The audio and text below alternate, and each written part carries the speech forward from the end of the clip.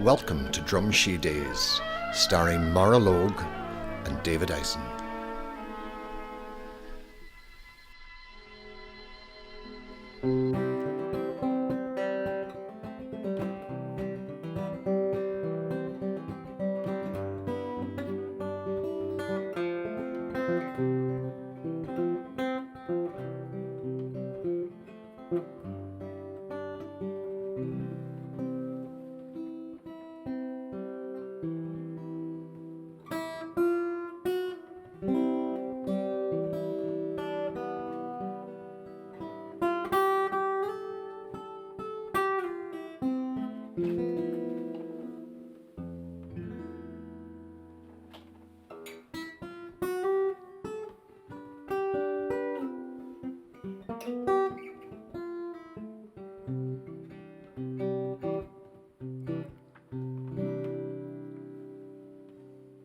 Nora Gallagher here with yous. I'm from Drumshee. Drumshee is a wee hidden gem of a place in the heart of Donegal. We're talking about the 1960s in Drumshee, when I was 29 forever. And I was working at the Rainbow's End Hotel for the Bull Nancy Dolan. Fr Maloney was our local priest in those years. Fr Maloney was always thinking of money-making schemes. But in the early 1960s, he was getting wild anxious about the competition coming from Nancy Dolan and the Rainbow's End Hotel. Oh, he publicly announced it. Nancy Dolan, entertaining gentlemen at all hours. How they can afford it puzzles me, leaving their money behind Nancy Dolan's counter. What was bothering Fr Maloney was that they were leaving all their hard-earned money behind Nancy Dolan's bar counter. And he needed to come up with a scheme that would put Nancy Dolan and the Rainbow's End Hotel in the shade. Well, didn't he come up with the best of an idea with the help of his parish advisors, Nan and Nabla? They all decided that bingo would bring the parishioners back to the dry dance hall. You see, the dry dance hall had been very quiet since Fr Maloney sent the Strabane boys band packing. Oh, Fr Maloney was on a mission. He got all the accoutrements. He got the bingo blower machine, the bingo balls, the bingo books. He had Rory McCann, his right-hand man, as the bingo caller.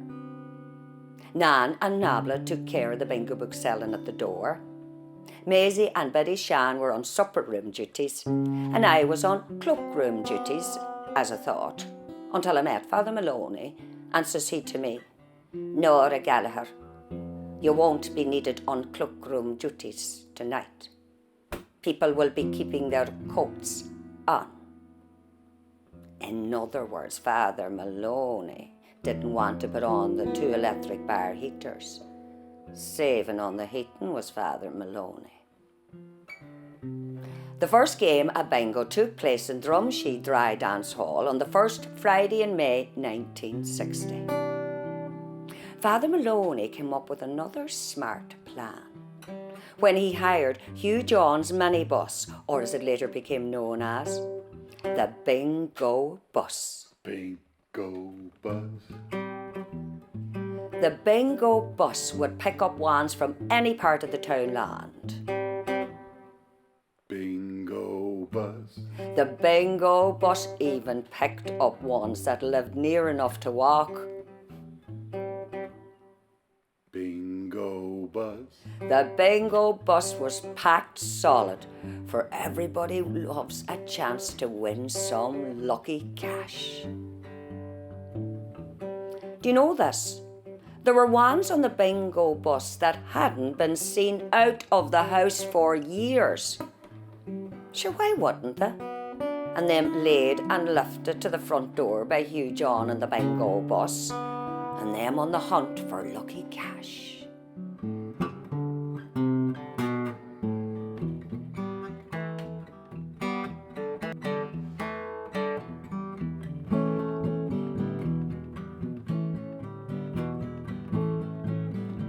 Money buys you everything, it's true. At Drumshee Bingo it'll come to you. I want that money. I want that money. I want that money. That's what I want. Do you know, I'd never been to the bingo, and seemingly neither had most of the parish. I remember standing outside the dry dance hall talking to the O'Malley clan, all 11 of them, with the mammy, when I see Hugh John's minibus arriving. And Hugh John tooting the horn, getting stragglers to move out of his way, for he was determined to park right up at the door of the hall. And when everybody spilled out of the bingo bus and went into the hall was packed to the gunnels.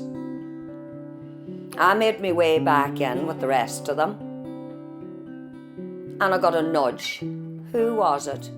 Why, Rua. Jimmy Rua, the Red Sister. Remember, she was always first at the parish dances. Well, wasn't she first too at the bingo? And her as excited, and her sure her luck was in and she was going to win. Nora Gallagher, I think me luck is in. I think I'm going to win. I saw 2 magpies today, 2 for joy. Oh, pity it wasn't 6 magpies, Nora. 6 for gold. But 2's good, isn't it, Nora? I told her it was, and I wished her well. And I watched her as she waddled on into that hall, right up to the front, so that she could hear the bingo caller better. Money buys you everything, it's true. Hit that lucky 7, it will come to you. I want that money. Honey, I want that money. I want that money. That's what I want.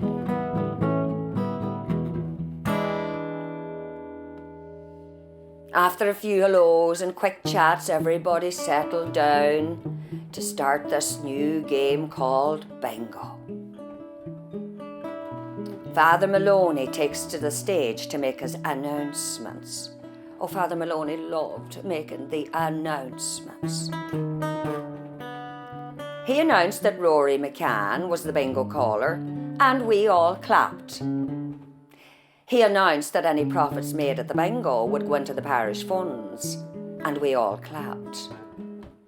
He announced the rules of the bingo game, and he told us that the cash prizes were 10 shilling, £1, £5, £10, and the big prize of the night, the big cash prize, was £20.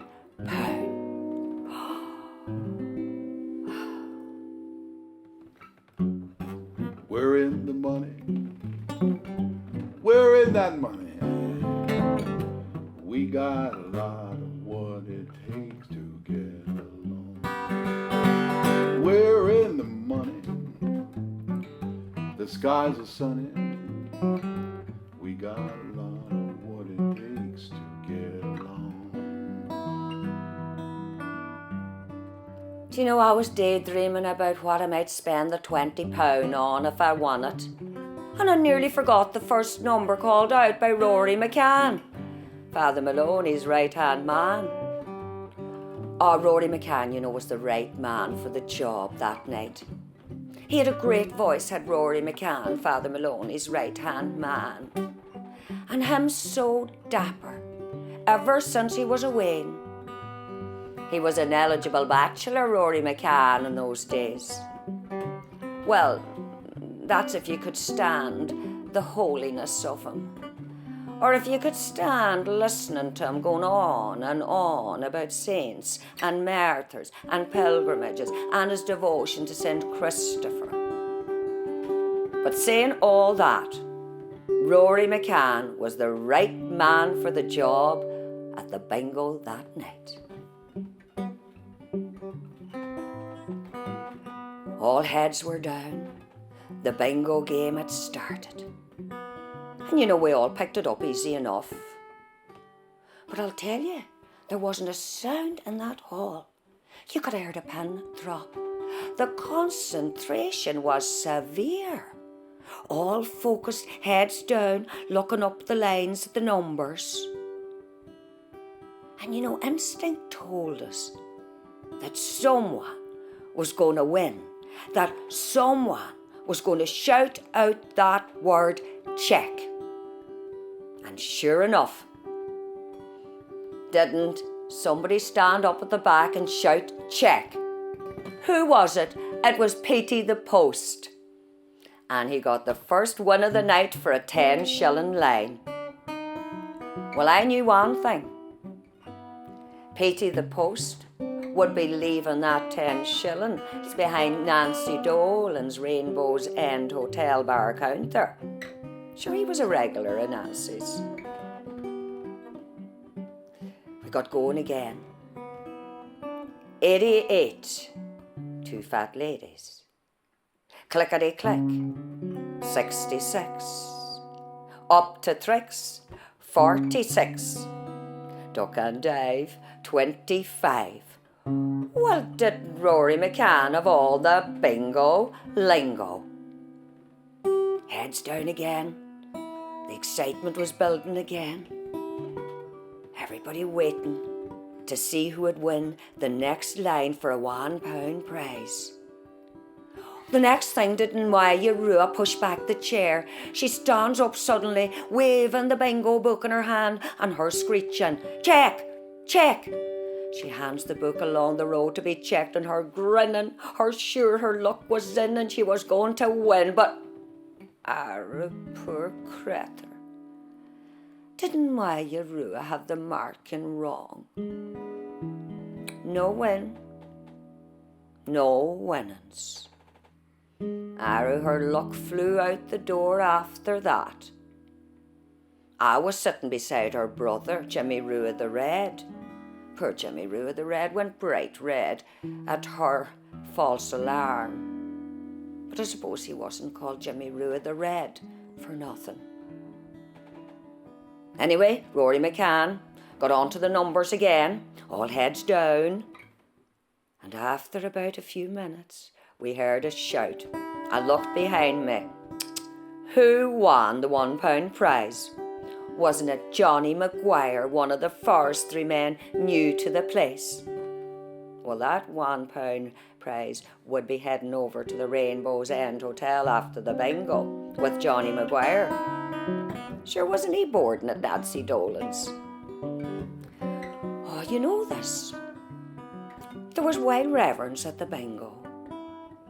I mean, it was even more reverend than at Mass on a Sunday. I mean, at the chapel you'd hear people talking, especially down the back, but not at the bingo.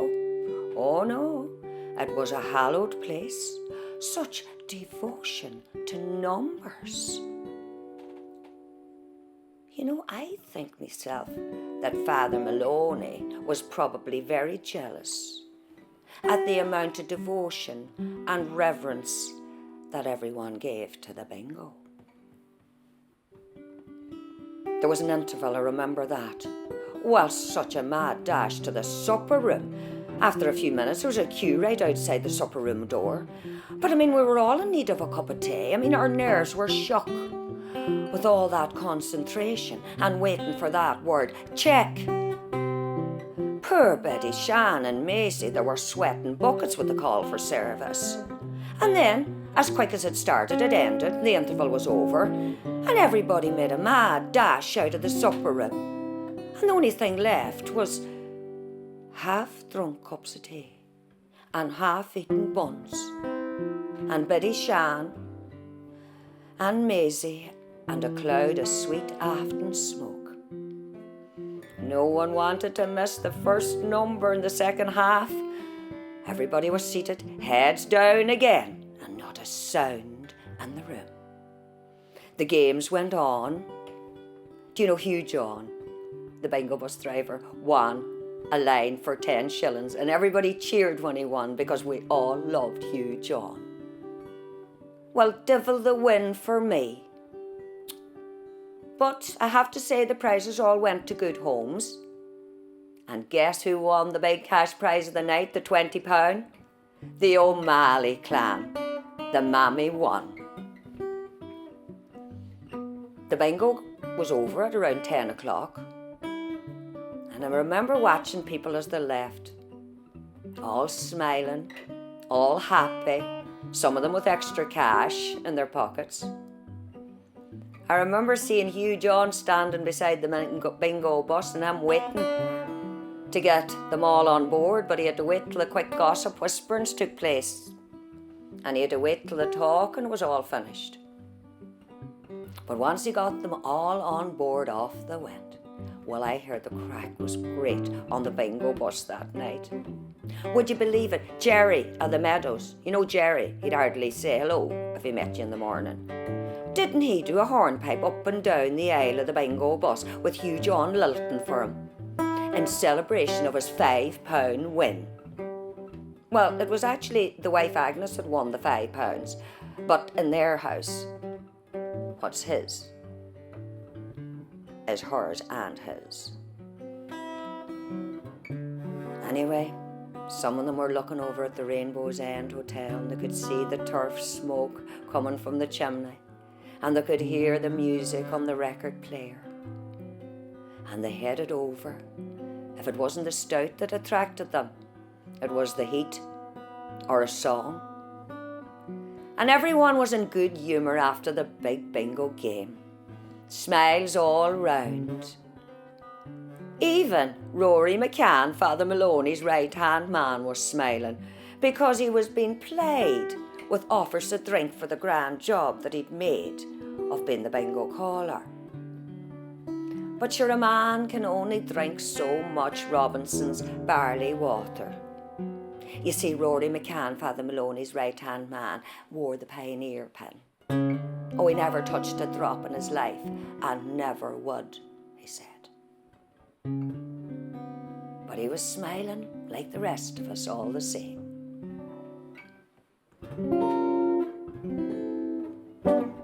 When you're smiling,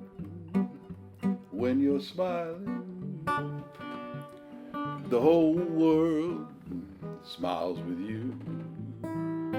When you're laughing,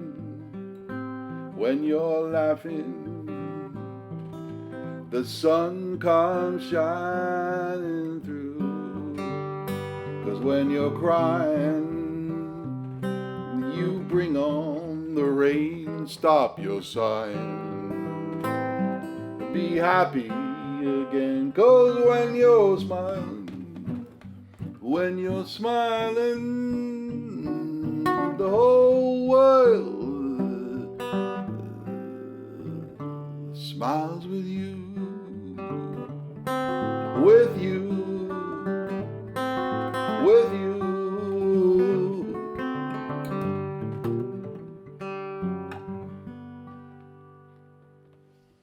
There was one person who wasn't smiling, and that was Father Maloney. Oh, Father Maloney was scunnered at the thought of ones bringing their cash prizes over to Nancy Dolan's Rainbow's End Hotel. And Nancy Dolan transforming that money into alcohol. A miracle only she could perform. I'll let you into another wee secret. I remember that was also the night that Johnny Maguire, the bingo winner, the forestry man, bought me a drink. Oh, Nancy Dolan, she was as cheeky that night, shaming me. She kept playing love songs on yon record player of hers, and she'd be winking over at me and me sitting beside Johnny Maguire. Shaming me she was. You couldn't be up to Nancy Dolan. So that was the big bingo night at Drumshee Dry Dance Hall. Hugh John brought the flock back to the hall, and luck with it. Some people won money. Nancy Dolan made money. Hugh John made money. And I got a forestry man to buy me a drink. Do you know, I suppose we have Father Maloney to thank for bringing us all that good luck.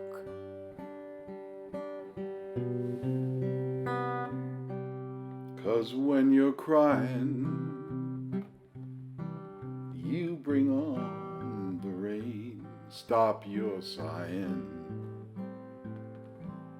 Be happy again. Cause when you're smiling,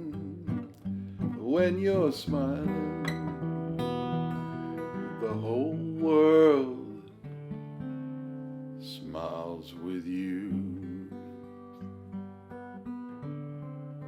Smiles with you.